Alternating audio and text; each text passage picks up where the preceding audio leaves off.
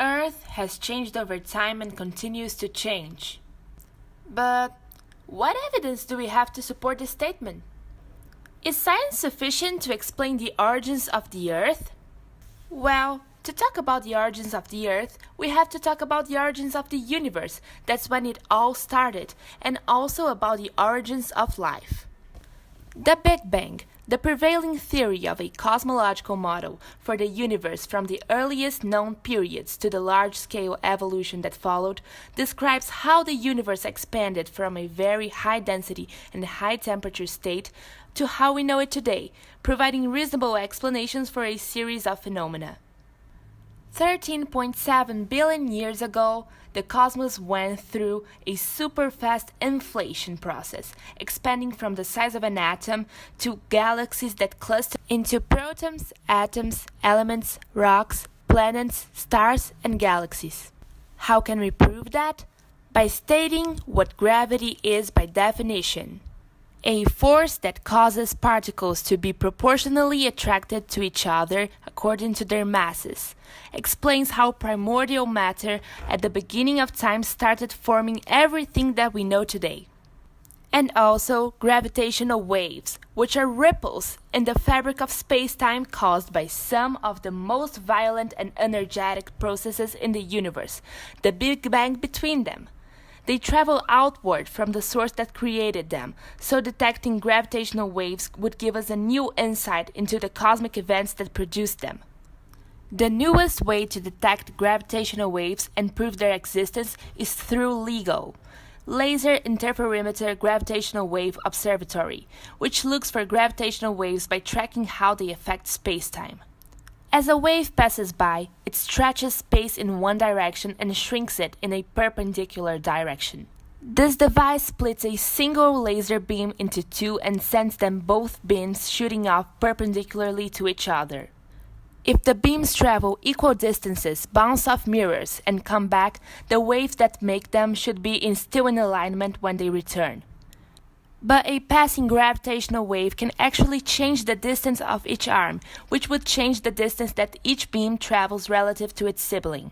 When the beams return to their source, scientists would be able to detect this change. In 2016, LIGO proved the existence of gravitational waves in Einstein's theory of relativity. After the cosmos inflation, protons started being formed, creating elements. The first stars were born along with the new galaxies and planets, between them, our Earth. In our timeline, that leads us to the origins of our planet and therefore to Earth's 6 phases. The Earth has passed through 6 stages, called geological ages, throughout its existence until it became as we know it today. The mineralogist Robert Hazen divides these stages into colors, each representing a phase of the Earth. It all starts with black Earth, a post-Big Bang Earth with very high temperatures. Then gray Earth, a planet that began to cool down and form many new minerals. Followed by blue Earth, when water and life arose. Then the red Earth, which was marked by the oxygen produced by the millions of microbes living in the oceans that reacted with dissolved iron, giving the planet a reddish coloration. Red Earth was the era in which dramatic changes in the climate took place.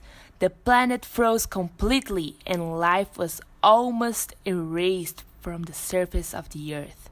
Now green Earth, our current era, is when the ice crust around the planet melts and oxygen is once again being produced, giving opportunity for more diverse forms of life to arise, as plants and bigger animals. And what evidence do we have to prove that the Earth has passed through such periods?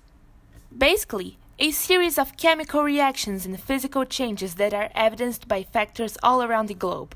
Therefore, chemical reactions and physical changes are evidence to Earth's 6 stages. In this scenario, an example of chemical reaction would be oxidation. In the transition from blue Earth to red Earth, microbes released oxygen in the early oceans filled with dissolved iron. The oxygen reacted with the iron, causing oxidation. An example for a physical change would be solidification. With the beginning of Earth's white phase, dramatic changes in the planet's climate occurred, causing liquid water to freeze, a change of state. Now that we have overlooked all of Earth's phases, let's analyze the origin of life, as it is an important part of our planet's history. We will do that by looking at the Miller-Urey experiment.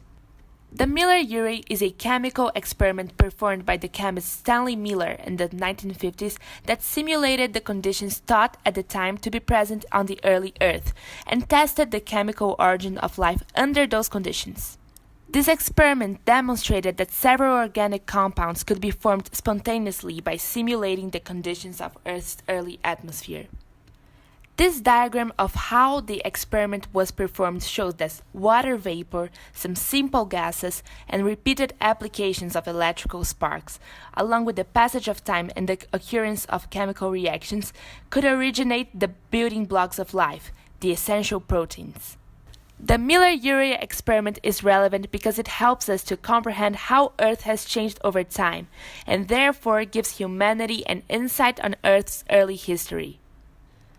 Even though the detailed outline of how life arose traced by Stanley Miller matches perfectly the Six Ages theory by Robert Hazen, which follows the course of thinking originally set by the Big Bang theory, there are still some science skeptics who doubt life could interfere in our planet in such ways, releasing chemicals into the atmosphere that react with the elements present in the planet, changing Earth's appearance, climate, and composition.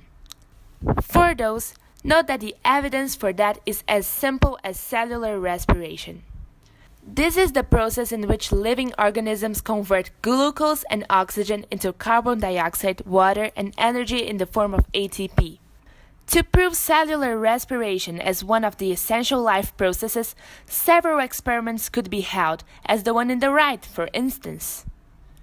Now that we have established this statement, Earth has changed over time and continues to change, as truth, via establishing links with the Big Bang, Earth's phases, and the Miller-Urey experiment, also related to the origins of the universe, the origins of the Earth, and the origins of life.